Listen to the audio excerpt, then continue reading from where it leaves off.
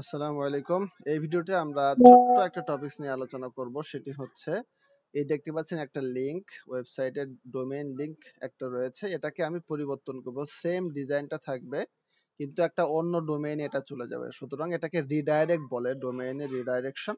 তো এটা কিভাবে করব? এই যে দেখতে পাচ্ছেন এটা jochrofTech.com, এখানে আমি অলরেডি ডিজাইনটা কনভার্ট করে নিয়েছি।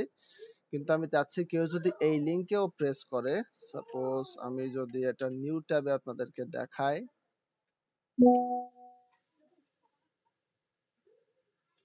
দেখতে পাচ্ছেন কাবিশ কাবিশাক্স নাকি একটা হবে .com, এখানে হচ্ছে এই ওয়েবসাইটটা আছে। আবার যদি রিফ্রেশ দেই, আমরা চাচ্ছি এটা প্রেস করলেই যাতে যে কেউ এই ওয়েবসাইটটা প্রেস করুক বা লিখুক তাকে এই ডোমেইনে নিয়ে আসবে। তো তার জন্য আমি এই ডোমেইনটা একটু কপি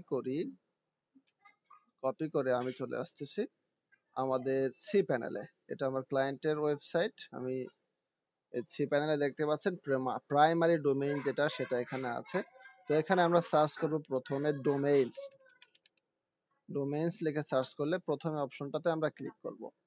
ক্লিক করলে ডোমেইনের ভিতরে না, আমি একটু ব্যাকে যাই।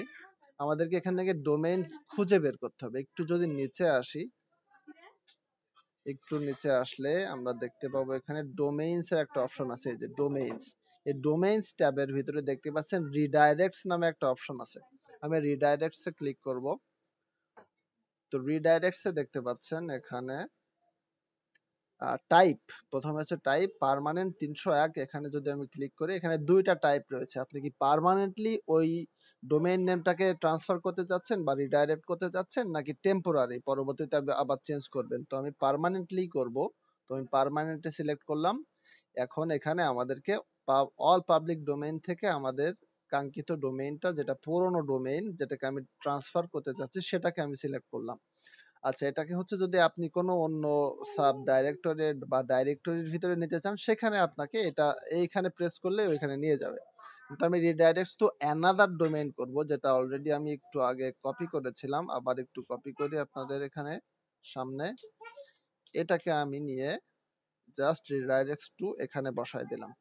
বসানোর পর দেখতে পাচ্ছেন www.redirection এর এখানে লিখছে redirects without or with or without www dot, মানে যে কেউ www ডট লিখুক অথবা না লিখুক, সে কি রিডাইরেক্ট হবে নতুন কোনো ডোমেইনে? হ্যাঁ, এটাই, এই অপশনটা সিলেক্ট করা আছে, আমি এটাকেই দিচ্ছি। এখন যদি আমি এটাকে অ্যাড করি, আমাদের কাজ কিন্তু হয়ে গিয়েছে। এখন আমি যদি একটু ওই যে নিউ ট্যাবে যাই, এখানে একটু আমি রিফ্রেশ দেই, দেখি কোনো পরিবর্তন হলো কিনা। দেখতে পাচ্ছেন আমি কিন্তু শুধুমাত্র রিফ্রেশ দিয়েছি, আর কিন্তু আমাদের ওয়েবসাইট কিন্তু চেঞ্জ হয়ে গিয়েছে। তো আবার যদি আমি একটা শুরু থেকে আপনাদেরকে দেখাই, এই যে দেখতে পাচ্ছেন আপনাদের পুরনো ডোমেইনটা কিন্তু আমি এখানে লিখেছি।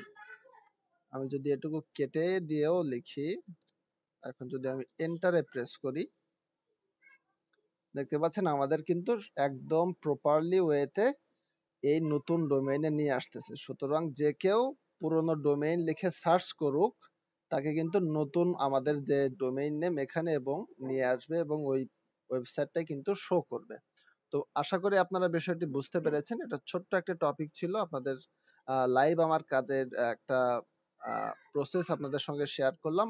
আশা করি আপনারা এর থেকে কিছুটা হলেও উপকৃত হয়েছেন। তো সাথে থাকার জন্য ধন্যবাদ। আসসালামু আলাইকুম।